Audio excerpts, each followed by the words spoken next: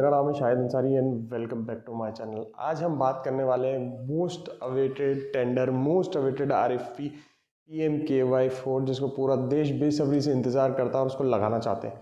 ये वीडियो हम बहुत ज़्यादा लेट बना रहे हैं। इससे पहले हम लोग कुछ NSQF खेल रहे थे, तो सॉरी गाइज, ये वीडियो बहुत ज़्यादा लेट बनाने के लिए। आई होप ये वीडियो आपके लिए यूज़फुल होगा। वीडियो चालू करने से पहले प्लीज़ मेरे चैनल को सब्सक्राइब कीजिए। वीडियो पसंद आया तो लाइक कीजिए, कोई जानकारी चाहिए तो कमेंट कीजिए। तो आइए वीडियो चालू करते हैं। तो देखिए, इस समय आपके सामने स्क्रीन पर है RFP जो है स्किल ट्रेनिंग अंडर PMKY 4.0 2023-24। तो ये एक RFP है, स्पेशल प्रोजेक्ट जो है PMKY 4 के अंडर जो है वो निकला हुआ है, और ये जो निकाला है नेशनल स्किल डेवलपमेंट ने निकाला है। ठीक है, यहाँ एड्रेस वगैरह लिखा हुआ है और डेट ऑफ जो रिलीज़ है 12 नवंबर को रिलीज़ हो चुका है, यानी हम बहुत लेट इस वीडियो को बना रहे हैं। तो आगे हम चलते हैं। आगे आप देखिए, ये RFP खुला हुआ है पूरा। आगे यहाँ पर कुछ कंटेंट्स हैं, कंटेंट्स के आगे हम लोग चीज़ें देखते हैं। इसके आगे कुछ यहाँ पर डिस्क्लेमर लिखा हुआ है, डिस्क्लेमर को भी हम छोड़ देते हैं। इसके अलावा यहाँ पर कुछ बैकग्राउंड लिखा हुआ है NSDC के बारे में, जो बैकग्राउंड है कि कौन कौन से स्पेशल प्रोजेक्ट्स जो हैं वो किस तरीके से चलते हैं, किस तरीके से जो है वो चीज़ें चेंज हो रही हैं, और क्या क्या यहाँ पर की फीचर्स हैं। यहाँ पर कुछ थोड़ी सी अहम जानकारी लिखी हुई है। जो भी आपका जो प्रोजेक्ट लगने वाला है वो आपको skillindiadigital.gov.in जो वेबसाइट है वहाँ पर आपको ये वाला प्रोजेक्ट जो है वो लगाना है। आगे हम चलते हैं। इसके अलावा हम देखेंगे यहाँ पर तो ये कुछ प्रपोजल्स के बारे में लिखा हुआ है।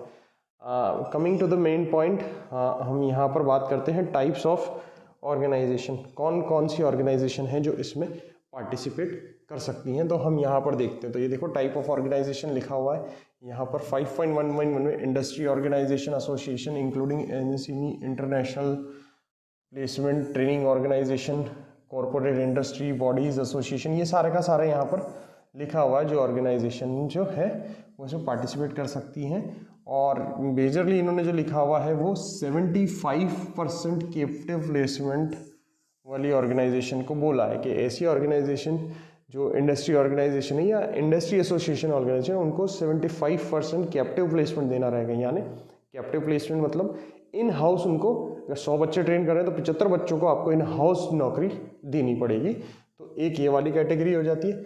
दूसरी हो जाती है कम्युनिटी बेस्ड ऑर्गेनाइजेशन। ऐसी ऑर्गेनाइजेशंस जो बेस्ड हैं development of community through skill development, यानी अपनी कम्युनिटी या लोकल एरिया में उन्होंने स्किल डेवलपमेंट यानी स्किल की पढ़ाई कराकर बच्चों का एक खास इम्पैक्ट डाला है। तो वो ऑर्गेनाइजेशन एक दूसरी कैटेगरी है यहाँ पर। ठीक है, तो मेजरली जो हम लोग समझ सकते हैं यहाँ पर ये इंडस्ट्रीज़ के लिए हैं, और ये दूसरे जो लोकल कंपनीज होती हैं जो स्किल ट्रेनिंग का काम करती है। तो बेसिकली हमारे पास यहाँ पर 2 कैटेगरीज यहाँ पर है। मेजरली जो ज़्यादा हमारे चैनल से मुझे लगता है जो लोग जुड़े हुए हैं वो कम्युनिटी बेस्ड ऑर्गेनाइजेशन, जो CBO जो होते हैं वो लोग जुड़े हुए हैं। इंडस्ट्री एसोसिएशन लोग हमारे चैनल से आई थिंक कम जुड़े हुए हैं, लेकिन वो दोनों ही अप्लाई कर सकते हैं। इंडस्ट्री एसोसिएशन अगर आप लगा रहे हैं तो उसमें एक बहुत बड़ी दिक्कत है जो है 75% कैप्टिव प्लेसमेंट, यानी 100 बच्चे अगर आप ट्रेन करते हैं 75 बच्चों को खुद की जगह पर ही नौकरी लगाना, यानी इन हाउस उनको जॉब देना। ठीक है, आगे हम लोग चलते हैं। इसके ओवरऑल एलिजिबिलिटी कंडीशंस जो हैं वो यहाँ पर लिखी हुई हैं इन्होंने, इनको एक बार हम लोग देख लेते हैं। जो यहाँ पर जो कंडीशंस लिखी हुई हैं वो है should have been at least 3 years in incorporation. 3 साल पुरानी जो है उस संस्थान होनी चाहिए। 3 ईयर्स आपके अगर कंप्लीट है तो ही आप पार्टिसिपेट कर सकते हैं। At least 1 year of experience in propose sector, 1 साल का आपको प्रपोज सेक्टर, जो भी जिस फील्ड में भी आपको ट्रेनिंग करवानी है तो वो जो भी सेक्टर आप प्रपोज कर रहे हैं तो उसका 1 साल का कम से कम एक्सपीरियंस होना चाहिए। आगे हम चलते हैं नेक्स्ट पेज पर। इसकी अगर हम बात करें, नेक्स्ट पेज पर हम लोग आ चुके हैं।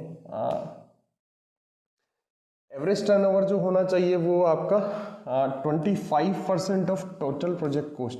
जितनी भी आप मतलब जो भी आप इस प्रोजेक्ट में टोटल प्रोजेक्ट लगा सकते हैं वो आपका 25% होना चाहिए टोटल प्रोजेक्ट कोस्ट का। समझ में आती है बात? मतलब 25% से आपका जो है एनुअल टर्नओवर कम नहीं होना चाहिए। इसके मतलब हम इसको ऐसे समझ सकते हैं कि अगर आपका जो लास्ट 3 इयर्स का जो मतलब जो टर्नओवर है वो आपकी टोटल प्रोजेक्ट कोस्ट का 25% से कम नहीं होना चाहिए। सपोज करते हैं आपने 1 करोड़ का जो है टोटल प्रोजेक्ट कोस्ट लगाया, तो कम से कम 25 लाख से कम आपका टर्नओवर नहीं होना चाहिए। यानी आप अपनी जो भी टर्नओवर है आपका उसके आप 3 गुना या 4 गुना आप अपनी प्रोजेक्ट कोस्ट ले सकते हैं। 25 लाख है तो आप 4 गुना ले सकते हैं, करोड़ तक का आप प्रोजेक्ट फाइल कर सकते हैं। पॉजिटिव नेटवर्थ होना चाहिए आपका, उसका सर्टिफिकेट आपको देना पड़ेगा। 75% ऑफ जो है ट्रेनिंग जो है वो आपको इसमें देना रहेगा। तो 75% place of training conduct placement for industry association startup in SME. यहाँ पर 75% प्लेसमेंट सभी लोगों के लिए कंपलसरी है। इंडस्ट्री एसोसिएशन के लिए बात करें तो उनको 75% कैप्टिव प्लेसमेंट देना है, और अगर एमएसएमई या फिर कम्युनिटी बिल्डर वाले जो लोग हैं अगर उनको देना है तो उनको भी 75% देना है, लेकिन वो अलग जितने भी लेटर ऑफ इंटेंट्स मतलब टाई अप करके प्लेसमेंट टाई अप करके उनको प्लेसमेंट करवा सकते हैं। इसके बाद हम देखें should have accreditation and affiliation training centre as पर एसआईडी। स्किल इंडिया डिजिटल जो पोर्टल है हमारा उसके अकॉर्डिंग आपकी जो है एक्रेडिशन एंड एफिलिएशन होना चाहिए, तो वो ज़्यादा महत्वपूर्ण है। नीति आयोग में रजिस्ट्रेशन होना चाहिए। एनजीओ दर्पण पोर्टल, अगर आपको एनजीओ दर्पण पर अगर रजिस्ट्रेशन करना है तो आप हमसे संपर्क कर सकते हैं। हम लोगों ने एनजीओ दर्पण पर रजिस्ट्रेशन कराने के लिए बहुत सारे वीडियोस भी लगाए हुए हैं, और आपको यहाँ पर इसी जगह पर लिंक भी मिल जाएगा। अगर आप एनजीओ दर्पण के बारे में जानकारी जानना चाहते हैं तो आपको यहाँ लिंक भी नज़र आ रहा होगा। ठीक है, ब्लैक लिस्टेड नहीं होना चाहिए। एप्लीकेंट को एक बोर्ड रेजोल्यूशन सबमिट करना पड़ेगा, कोई भी एक ऑथराइज सिग्नेटरी इसमें आपको देनी पड़ेगी जो आपके पूरे डॉक्यूमेंट्स और पूरी स्कीम के डॉक्यूमेंट्स को साइन कर सके और एग्रीमेंट कर सके। ठीक है, इसके अलावा एप्लीकेंट जो है वो मतलब जो भी फ्लेक्सिबिलिटीज़ हैं वो इस प्रोजेक्ट को रन करने में क्या आपके पास क्या क्या रिसोर्सेज अवेलेबल है वो आप एनेक्चर 2 में इस चीज़ को मेंशन कर सकते हैं। इसके बाद हम थोड़ा सा आगे चलते हैं। जो भी प्रोजेक्ट है वो आपको बता ही चुका हूँ कि आपको जो है ऑनलाइन जो है वो उस चीज़ को अप्लाई करना है, और ऑनलाइन जो करना है वो इस skillindiadigital.gov.in पर करना है। थोड़ा सा आगे चलते हैं। हाँ, यहाँ पर कुछ जो है की डेट्स यहाँ पर दी हुई हैं। डेट्स आप देखिए, 12 नवंबर को ये रिलीज़ हुआ है, 18 नवंबर को लाइव हो गया है, और 28 नवंबर तक जो है ये फाइल करना रहेगा आपको। बहुत सारे कॉल्स भी आ रहे हैं हमारी तरफ, लेकिन इस बार हम थोड़ा सा वीडियो लेट बना रहे हैं। Late proposal, the portal accepting application will verify on the last date of received of proposal. ये सारी चीज़ें जो है मतलब बता दी है कि अभी 28 नवंबर के बाद यहाँ पर कोई सा भी जो प्रपोजल है वो एंटरटेन नहीं किया जाएगा। यहाँ पर हम देखते हैं प्रपोजल जो प्रिपेयरिंग कॉस्ट जो है उसके बारे में आप यहाँ पर देख लीजिए। प्रपोजल कॉस्ट यहाँ पर है 2500 है, ये पर ट्रेनिंग सेंटर। जितने भी ट्रेनिंग सेंटर आप अप्लाई करना चाहते हैं, आपके पास 10 सेंटर हैं तो आपको 25,000 रुपये जमा कराने पड़ेंगे। पर सेंटर 2,500 रुपये आपको यहाँ जमा कराने। इसके अलावा 10,000 जो है वो आपको as a training partner registration fees यहाँ पर पे करनी है। तो 10,000 और 2,500, 12, अगर एक सेंटर है तो 12,500 रुपये में आपका काम हो जाएगा। जबकि अगर आपके पास 10 सेंटर है तो आपको 35,000 रुपीज़ आपको इसमें पे करने रहेंगे। आगे हम चलते हैं, क्या क्या चीज़ें इन्होंने बताई हैं। सब कॉन्ट्रैक्टिंग आप सब समझते हैं। सब कॉन्ट्रैक्टिंग जो होती है वो किसी भी गवर्नमेंट फंडेड प्रोजेक्ट्स में अलाउड नहीं होती, तो वो इसमें भी अलाउड नहीं है। इसके अलावा इवैल्यूएशन प्रोसेस बताया उन्होंने। टेस्ट ऑफ रिस्पॉन्सिवनेस वो देखेंगे सबसे पहले, इसमें क्या क्या कंप्लाइंसेस आप पूरे करते हो। सारे कंप्लाइंसेस अगर आप पूरे करते हो तो नेक्स्ट स्टेज पर आ जाते हो। डेस्क इवैल्यूएशन पर आप आ जाते हो। डेस्क इवैल्यूएशन में क्या है, आपका जो मतलब ऑर्गेनाइजेशन का जो प्रपोजल है, फाइनेंशियल है, वो सारी चीज़ें इसमें देखी जाती हैं। इवैल्यूएशन पैरामीटर्स यहाँ पर दी हुई है। ये सबसे जो इवैल्यूएशन पैरामीटर्स जो होते हैं ये सबसे ज़्यादा आरएफपी में महत्वपूर्ण होते हैं, क्योंकि इनमें सारी इन्फॉर्मेशन मिल जाती है। देखिए यहाँ पर क्या है, पूरा का पूरा एक अच्छी सी टेबल इसमें बना दी जाती है और बता दिया जाता है कि भाई ये मिनिमम रिक्वायरमेंट है, आपको ये करना है। तो यहाँ फाइनेंशियल टर्नओवर की जो है वो रिक्वायरमेंट दी हुई है। जैसे इंडस्ट्री पार्टनर की बात करें तो 250 करोड़ है।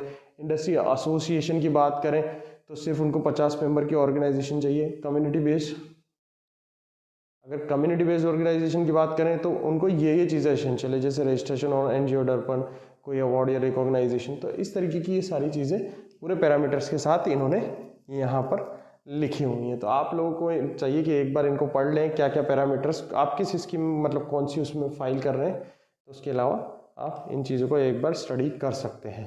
प्रपोजल स्ट्रेंथ हम देख सकते हैं, कम्युनिटी बेस्ड में जाते हैं तो आपको भाई ट्रेनिंग करवानी है, food processing sector, types of inclusion, ये सारे सेक्टर आप लोग ले सकते हैं। इसके अलावा प्रपोजल ओनरशिप आप जो है वो सारी देख सकते हैं कि सारे के सारे जो प्रपोजल होंगे वो NSDC को ही सबमिट होंगे और वो एक skillindiadigital.gov.in पर। करप्ट एंड फ्रॉडुलेंट प्रैक्टिस आप नहीं कर सकते इसमें कुछ भी। प्रपोजल जो भी अवार्ड हो रहा है वो रिजेक्ट किया जाता है, डिपेंड्स ऑन कंडीशंस। अगर आप कुछ इसमें लीगल या फ्रॉडुलेंट मैनेजमेंट करते हैं तो वो हो सकता है। अगर आप यहाँ पर परफॉर्मेंस क्राइटेरिया है तो आपको इनएलिजिबल भी डिक्लेयर कर सकते हैं। आगे अगर हम बात करें इसमें तो कुछ टर्म्स एंड कंडीशंस दी हुई हैं जो आपको इसमें पढ़ लेना चाहिए। प्रपोजल फाइल करने के पार्ट पर वो इम्पोर्टेंट चीज़ें नहीं है। आगे हम लोग देख लेते हैं इसमें लास्ट में जो है फॉर्मेट्स दिए हुए हैं, ये इवैल्यूएशन मैट्रिक्स दी हुई है। एलिजिबिलिटी अगर आप इंडस्ट्री MSME स्टार्टअप एसोसिएशन के लिए कर सकते हैं तो ये एलिजिबिलिटी कंडीशन है, ये आपको इस तरीके से चेकिंग होगी और ये ऑर्गेनाइजेशन स्ट्रेंथ आपको चाहिए। यहाँ पूरा फाइनेंशियल बताया हुआ है कि कितने करोड़ आपके होना चाहिए। इधर पूरे का पूरा आपको जो है मार्क्स बताए हुए कि कितना कितना % क्या क्या वेटेज करता है। तो प्रोजेक्ट प्रपोजल फाइल करने से पहले अगर आप इंडस्ट्री में आते हैं तो इसको देख लीजिए। अदरवाइज़ अगर आप इसमें आते हैं इंडस्ट्री एसोसिएशन और ये स्टार्टअप के लिए है और बाकी चीज़ों का अलग अलग दिया हुआ है इन्होंने। तो अगर आप कम्युनिटी बेस्ड ऑर्गेनाइजेशन के लिए भी दिया हुआ है तो यहाँ से आपको जो है इवैल्यूएशन देखना पड़ेगा कि आपकी प्रोफाइल कहाँ लाए करती है। तो ये बहुत अच्छी मैट्रिक्स होती है, इनको हमें एक बार स्टडी कर लेना चाहिए। जैसे मैट्रिक्स खत्म होगी इसके बाद आपको जो है एनेक्चर आ जाएंगे। ये सारे एनेक्चर आपको कुछ नहीं करना, एज इट इज़ अपने लेटर हेड पर लगाना है, डिटेल्स भरनी है, सील एंड साइल करना और आपका काम खत्म हो गया है। ठीक है, तो ये था एक छोटा सा RFP जो मैंने आपको बताया है। छोटा सा RFP है लेकिन वेटेज इस RFP का जो है वो बहुत बड़ा है। जैसा कि हम सब जानते हैं कि जो PMKVY जो गवर्नमेंट का फंडेड प्रोजेक्ट है वो एक प्राइम प्रोजेक्ट है NSDC का और गवर्नमेंट एक फ्लैगशिप स्कीम है इंडियन गवर्नमेंट की, PMKVY प्रधानमंत्री कौशल विकास योजना। तो ये RFP मैं आप सभी से रिक्वेस्ट करता हूँ कि ये आप RFP लगाएं, इसको भरें। अगर आपको ये वीडियो पसंद आया है तो प्लीज़ वीडियो को लाइक करना ना भूलें। आप वीडियो को बहुत कम लाइक करते हैं, तो प्लीज़ अगर आप देख रहे हैं इस वीडियो को और आपको वीडियो पसंद आया है तो वीडियो को लाइक करें। कुछ चीज़ें की जानकारी चाहिए तो उसको कमेंट करें, वीडियो पसंद आया तो उसको अपने फ्रेंड सर्कल में या फिर व्हाट्सएप ग्रुप या फिर फेसबुक पर शेयर करना ना भूलें। तो मिलते हैं हम नेक्स्ट वीडियो में इसी तरीके की RFP और टेंडर्स के साथ। Thank you so much guys for watching my channel. Thank you.